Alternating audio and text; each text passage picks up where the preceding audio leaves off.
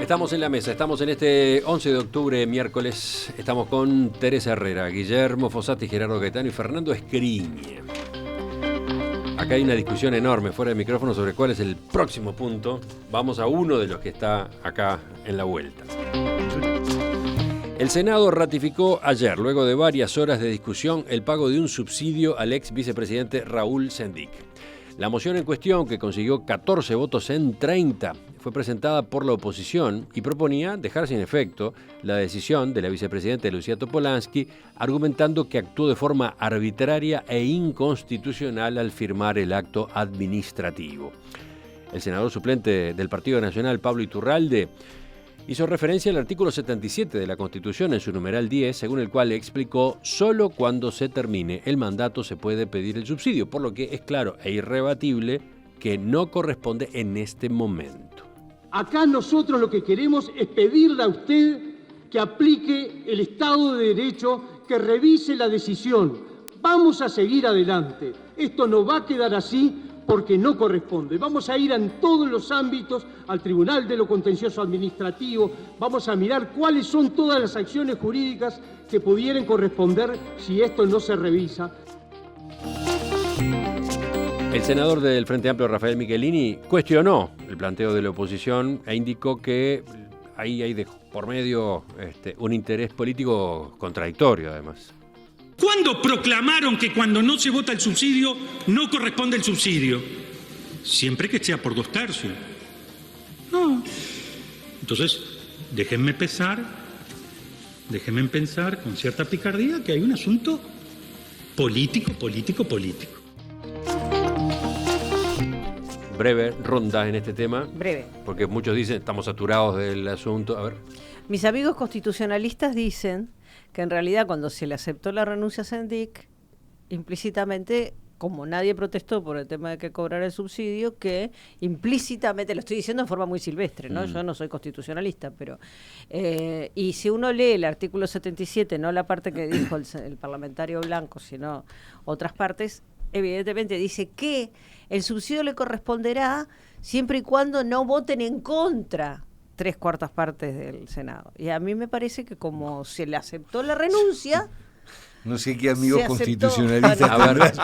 No conozco a ninguno y todos mis amigos constitucionalistas dicen todo lo contrario. Muchos que no son amigos, que son grandes profesores. ¿Los textos, abogado? No traje el texto porque... Pero ¿cuál es tu biblioteca? Fernando. Acá no hay biblioteca. Acá yo hago... Pero voy a hacer un razonamiento y permitime de este punto de vista. Tal como está redactado el artículo, que lamentablemente no lo traje, es claro que el Parlamento trata dos aspectos. Uno es la aceptación de la renuncia como corresponde y otra es el subsidio. Porque ¿qué sentido tendría la aclaración de cuándo corresponde o no si votando una cosa de suyo se entendía que la otra cabía? Es decir, no admite dos opiniones, pero no admite dos opiniones porque está en la propia génesis del artículo. ¿Qué es lo que quiso evitar este artículo? Las cooperativas, las famosas cooperativas de legisladores, donde estaba un año uno, cobraba otro año otro, y cobraba y otro año otro. Entonces decía, bueno, no, hasta que no termine el periodo no puede cobrar. ¿Por qué? Porque si no, esa cooperativa era posible. Entonces, lo que yo quiero sí señalar, más allá de lo jurídico, es que políticamente el Frente Amplio es el problema a esta altura, ya no es Sendic, es el Frente Amplio, porque ha metido a Sendic en cuanto le iba podido, desde el bullying, le hicieron creer que lo defendían, le hicieron un plenario para apoyarlo, no lo sancionaron cuando tuvieron que sancionarlo y ahora le votan el subsidio. Es decir, si fuera Sendic, uno diría, no me defiendan tanto así, porque cada vez es peor y es hora que algún asesor de Sendic le diga, mira, no te dejes llevar más por esta suerte de bloque en patota que te intenta defender, porque cada vez te entierran más. Teresa, ¿te quedó algo a ti? A mí lo único que me quedó por decir es eso, a mí yo entendí que cuando habían votado por unanimidad la renuncia... Está el artículo. Ya está. ¿El inciso 10? Sí, lo tenés ahí. Dice, ningún legislador ni intendente que renuncie a su cargo después de incorporado al mismo tendrá derecho al cobro de ninguna compensación ni pasividad que pudiera corresponderle en razón del cese de su cargo hasta cumplido el periodo completo para el que fue elegido. Y luego aclara, esta disposición no comprende a los casos de renuncia por enfermedad debidamente justificada ante junta médica, ni a los autorizados expresamente por los 3/5 de votos del total de componentes del cuerpo a que correspondan. Pero la aceptación no es una autorización. Bueno, es un, pero moción de orden. Yo quiero moción de orden. Resolver una cuestión. Perdón. ¿Me permitís? Bueno, anda. Resolver una cuestión jurídica de perfil constitucional sobre la cátedra, y discúlpame, porque hay 3 estudios que le han llegado de constitucionalistas relevantes y los 3 dicen cosas diferentes. Me parece que a la tertulia la desborda. Totalmente. Vamos a ir al núcleo del asunto. Yo creo que respecto a este asunto se ha actuado en forma muy desprolija. Y que efectivamente la opinión pública, la ciudadanía, frente a estas situaciones, adquiere un sentimiento antipolítico que es lo particularmente grave. Yo ayer escuché, y creo que fue la intervención más sensata, al senador Bordaberry, diciendo que estaba dispuesto a rediscutir todo y que era muy importante en este momento rediscutir todo. Eso era a propósito de la discusión sobre el subsidio en general. Pero perdón.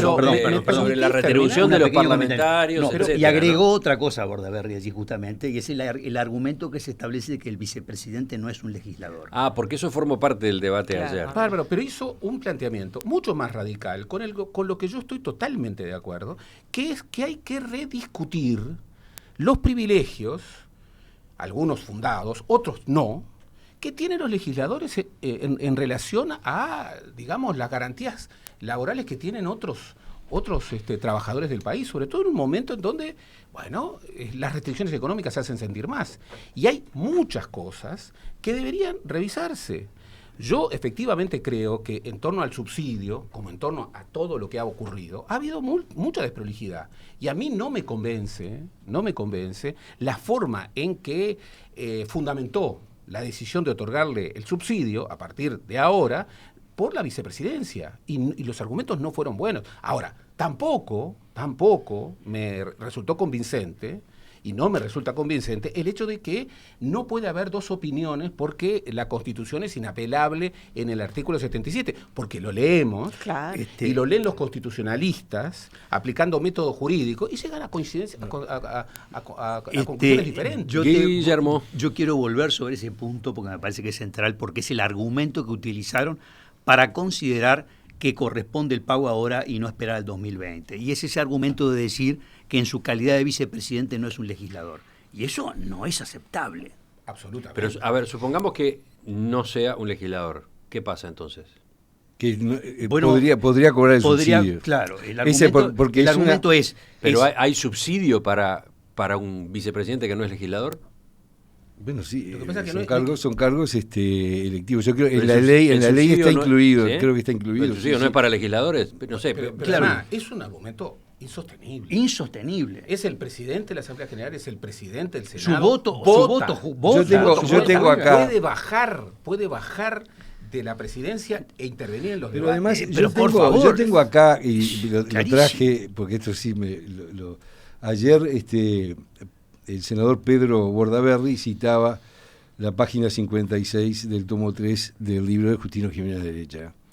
Yo como afortunadamente tengo la Biblia, el senador número 32, como le decía Gonzalo Aguirre, y efectivamente, no voy a leerlo acá porque además lo dijo Pedro Bordaberry y está en YouTube, en fin, pero es muy claro que con los antecedentes de la Comisión de Reforma del año 40 y otros argumentos más, concluye sin duda Jiménez de Chagá que el vicepresidente es un legislador, es un senador que suple al presidente cuando en caso de vacancia.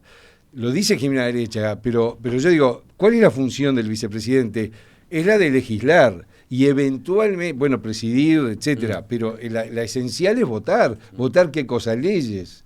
Legislar significa eso. A mí lo que me preocupa... Ahora, si vamos a decir que a pesar de votar leyes, a pesar que su voto es determinante para que haya mayorías, no es legislador, bueno, entonces ya estamos en el colmo. Es un absurdo. No, pero además es tratar de querer justificar una inconstitucionalidad, porque todos los abogados sabemos cuando usamos argumentos, rengos, o no. Lo que es preocupante, lo que es muy preocupante, es que un tema sobre el que sí debiéramos tener una vara bien alta y muy fuertemente consensuada, que es el tema de la ética, en el ejercicio de la función pública, que es el tema del cumplimiento cabal de la ley y de la Constitución, termine, como está terminando, en una batalla política mezquina, porque te sacan a Sendik por un lado y después te sacan a Bakú por el otro. Sí, claro. que ya no se se vota dio la comisión investigadora y que el diputado tal. Entonces, si convertimos un asunto tan relevante en estos momentos de antipolítica, tan relevante lo convertimos en motivo de una lucha política mezquina, mirando al 2019, en realidad lo que se erosiona, y creo que se está erosionando, es la legitimidad democrática. Tenemos que pasar al otro tema. Yo realmente totalmente de acuerdo. Yo creo que los políticos están haciendo los peores deberes como para que la gente siga pensando que el sistema político está fallando y no está funcionando. Y eso es muy grave en un país como el Uruguay, que se distingue en su entorno en cuanto a la fuerza de sus instituciones. Es decir, hay mucha gente que te pregunta, hoy en día incluso del exterior, pero a ver, ¿era cierto o no era cierto que en el Uruguay no había corrupción? ¿Era cierto o no era cierto que los políticos uruguayos no tenían privilegios? Un simple comentario referido a qué es lo que uno podría anticipar que va a suceder. Porque obviamente, con lo que estamos señalando, que el argumento de considerar que como vicepresidente de la República no es legislador es absolutamente un disparate. Y entonces, frente a esta situación, la decisión tomada por Lucía Topolansky va a ser, de alguna manera, se va a ir a la Suprema Corte de Justicia, se va a ir al Tribunal de los Contenciosos Administrativos. ¿Cuáles son los caminos que se abren? Porque se van a abrir esos caminos. Yo quiero simplemente, no sobre este tema, sobre el tema más general que planteaba Gerardo, aludiendo a Pedro Bordaberry. El tema del subsidio y el tema de los, entre comillas, privilegios que aquí se hablaban, tiene toda una historia en el Uruguay que posibilitó que el Uruguay tuviera una clase política profesional, que tuviera una clase política honesta y que tuviera una clase política que siempre sintió la función pública como servicio. Cuidado con la antipolítica. No importa mucho eso. Yo estoy a favor. Creo que los políticos tenemos que preservar Fernando, la clase política en el buen sentido, en el sentido que decía Ortega y Gasset, ¿no? Nobleza obliga, es lo que obliga, la clase política Fernando, obliga. Yo, en la controversia histórica... Si no nos sumamos al coro antipolítico, y eso es peligroso para la democracia. No me sumo es eso. Y acá hubo un gran debate histórico que confrontó al vallismo con el herrerismo. El vallismo defendía a los políticos profesionales y decía que para ser político, el político no tenía que financiarse de la actividad privada. Y Ferreira en Moral para Intelectuales ya lo aconsejaba. Bárbaro. El vallismo cuestionaba eso y decía, el herrerismo cuestionaba eso y decía, no, vivir del presupuesto genera ciertos desvíos. Y entonces allí, como siempre en el Uruguay, hubo pactos importantes. Lo que ocurre es que hay que renovar el pacto. Y hoy seguimos teniendo algunos elementos. Por ejemplo, yo no estoy de acuerdo que haya tarjetas corporativas. No, totalmente de acuerdo. Totalmente de acuerdo. No estoy de acuerdo. Pero acordate del 383 y cómo se evolucionó hacia el subsidio, que eran 3 años, ahora es un año. Pero no estoy de acuerdo cuando el país ha tenido tercerización, flexibilización laboral, que los señores legisladores tengan seguros de paro muy superiores a los que tiene cualquier trabajador. Entonces, me parece bueno, en este nuevo contexto, y sin abogar por la antipolítica, por el contrario, y reconociendo que un dirigente, que un ciudadano que se dedica a la política, bueno, corre sus riesgos, me parece muy bien, que se lo preserve, pero en la justa medida. Y creo que revisar esos privilegios y esas situaciones que rodean hoy a un viáticos, viajes, con sentido republicano, eso es otra debe cosa. hacer. Señora, se nos fue el tiempo.